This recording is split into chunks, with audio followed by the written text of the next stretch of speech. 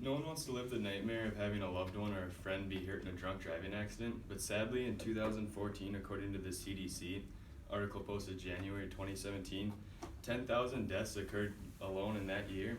Drunk driving has the potential to affect each and every one of us in its own way. I'm speaking to you about this issue today because it truly is a scary thing to talk about, and I think more people need to realize how big of an issue it really is. Drunk driving is one of the most dangerous and selfish things any one person can do. Getting in that car after drinking it is not only risking your life, but many others on the road as well.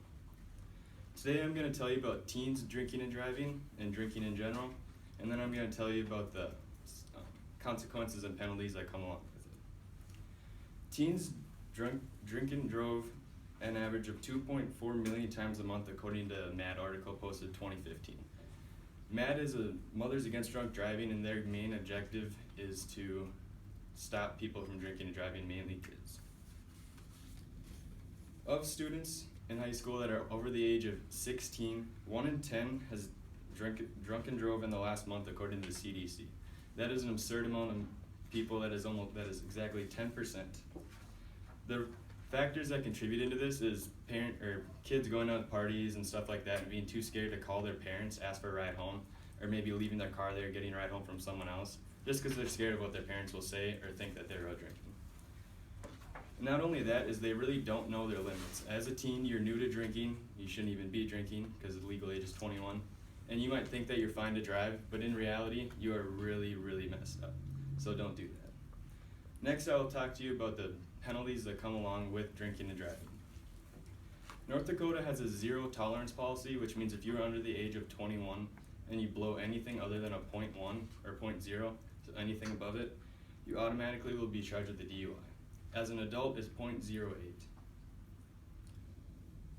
If you get caught as a minor drinking and driving, you will get your license suspended for up until you're 21 years old. That is the max, and then unless you really injure somebody, you will be fined, put on probation, and if you're under the age of 18, you have the option to be put in a juvenile detention center.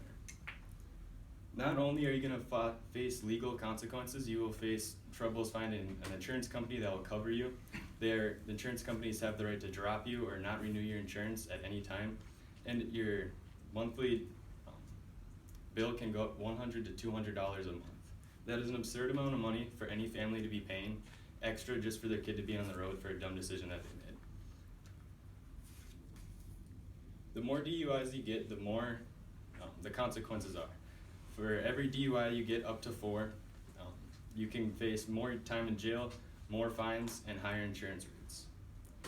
For example, on your 4th DUI, you'll face a 3-year suspension minimum on your license, a minimum of 1 year in federal prison, and face up to a minimum of a $2,000 fine paid to the state. And those are the minimums. You can face up to a lot more, especially if you injure somebody or do anything that will, obviously, like getting into a car is risking people's lives, but if you get into an accident as well.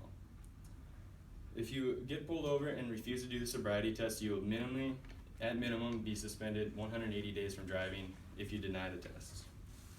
Today, I told you about teens and drunk driving and the statistics that go along with that, and I also told you the fines and penalties that come along with it. Again, drunk driving is one of the most dangerous and selfish things that any one person can do. So be safe when you're out there and don't be another statistic.